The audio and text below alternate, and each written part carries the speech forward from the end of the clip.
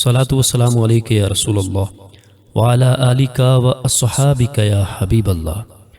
प्यारे मोहतरम नाजरीन, शाबान मुअज़्ज़म की 15वीं शब बराअत की रात में लोग अल्लाह ताला का ज़िक्र करते हैं, नवाफिल पढ़ते हैं, तिलावत कुरान पाक करते हैं और फिर उसके बाद इकट्ठे होकर कब्रिस्तान में भी जाते हैं। क्या कब्रिस्तान में जाना चाहिए?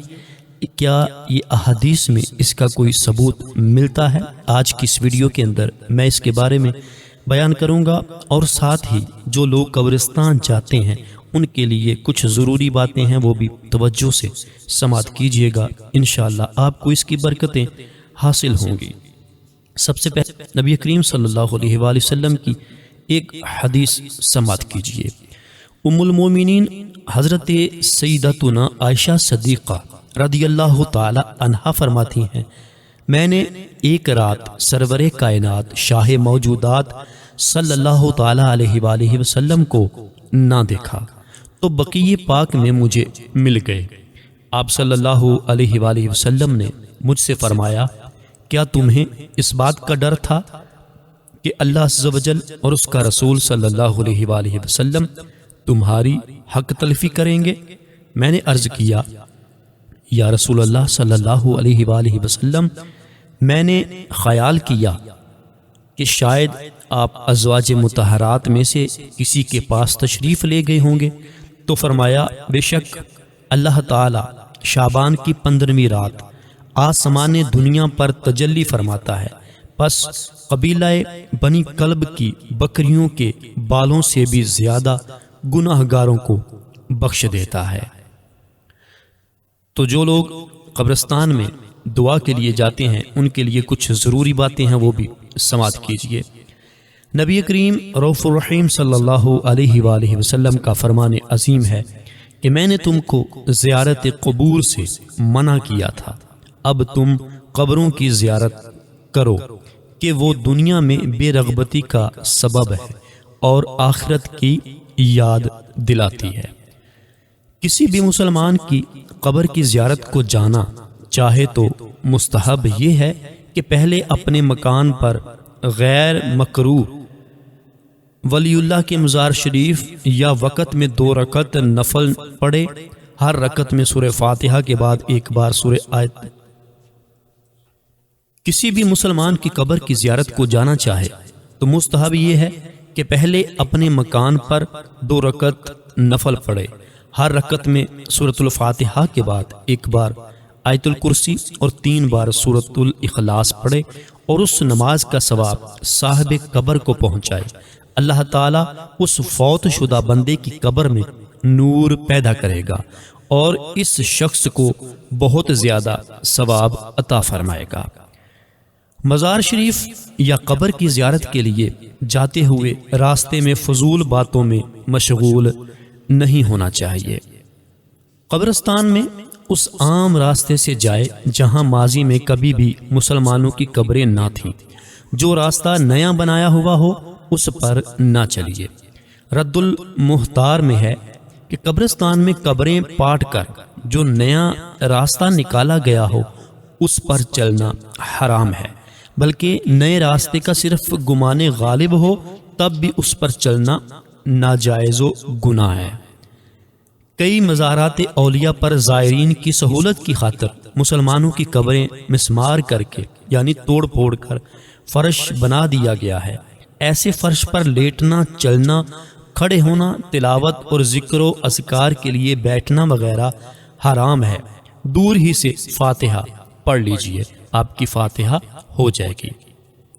ज़ियारत क़ब्र मय्यत के मवाजहा में यानी चेहरे के सामने खड़े होकर हो और इस यानी कब्र वाले की पाइंती यानी के कदमों की तरफ जाए कि उसकी निगाह के सामने हो, सिरहाने से ना आए कि उसे सर उठाकर देखना पड़े।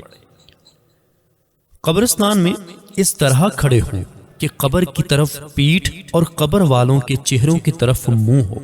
उसके बाद कहिए, अस्सलामु अलैकुम या अहलल कबूरी यग़फिरुल्लाहु लना व लकुम व अंतुम सलफूना फनहनु बिल असर।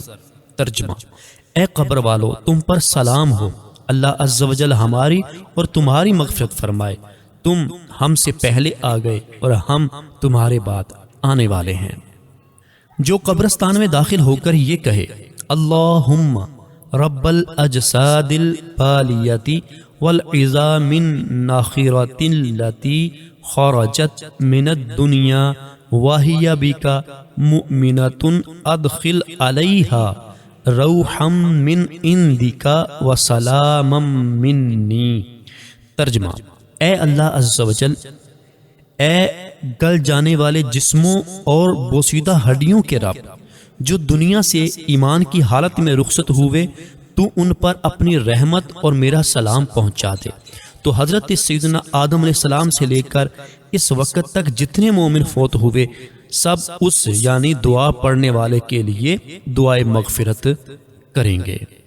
شفیع مجرمان صلی اللہ تعالیٰ علیہ وآلہ وسلم کا فرمان شفاعت نشان ہے، جو شخص قبرستان میں داخل ہوا پھر اس نے سورۃ الفاتحہ، سورۃ الاخلاص اور سورۃ التکاثر پڑھی، پھر یہ دعا مانگی یا اللہ عز و جل، میں نے جو کچھ قرآن پڑھا اس کا ثواب اس قبرستان کے مومن مردوں اور مومن عورتوں کو پہنچا، تو وہ تمام مومن قیامت کے روز اس یعنی ایصال ثواب کرنے والے کی سفارش کریں گے۔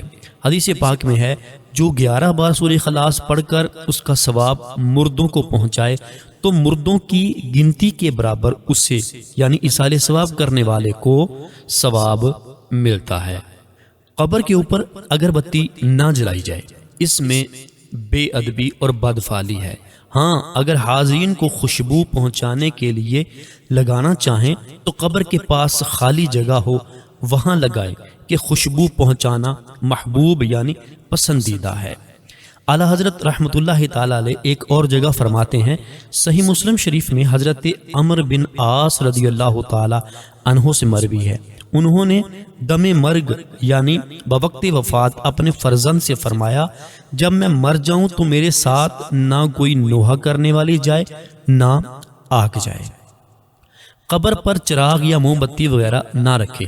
ہاں، رات میں راہ چلنے والوں کے لیے روشنی مقصود ہو تو قبر کے ایک جانب خالی زمین پر موم بتی یا چراغ رکھ سکتے ہیں۔ جی محترم ناظرین، آج کی اس ویڈیو کے اندر ہم نے بیان کیا کہ شب برات کی رات جو لوگ اکٹھے ہو کر قبرستان جاتے ہیں، یہ جانا نبی کریم صلی اللہ علیہ وآلہ وسلم کی سنت ہے۔ تو جب قبرستان جائیں تو اس کے لیے جو میں نے آپ کو چند ضروری باتیں بتائیں کہ قبرستان کس طرح جانا چاہیے، وہاں پہ جا کر کیا کرنا چاہیے، یہ آپ نے یقیناً غور سے سن لیا ہوگا۔ ان باتوں پر عمل کیجیے گا، انشاءاللہ آپ کو اس کی برکتیں حاصل ہوں گی۔ اگر آپ چاہتے ہیں کہ آپ اس طرح کی ہماری مزید علم دین پر ویڈیوز دیکھیں تو ہمارے اس چینل فیضان حدیث ٹی وی کو سبسکرائب کیجئے اور ساتھ ہی بیل نوٹیفیکیشن کو آل نوٹیفیکیشن پہ پریس کر دیجئے۔ اس کا فائدہ آپ کو یہ ہوگا کہ ہماری روزانہ کے طور پہ آنے والی نئی ویڈیو آپ تک جلد سے جلد پہنچ جائے گی۔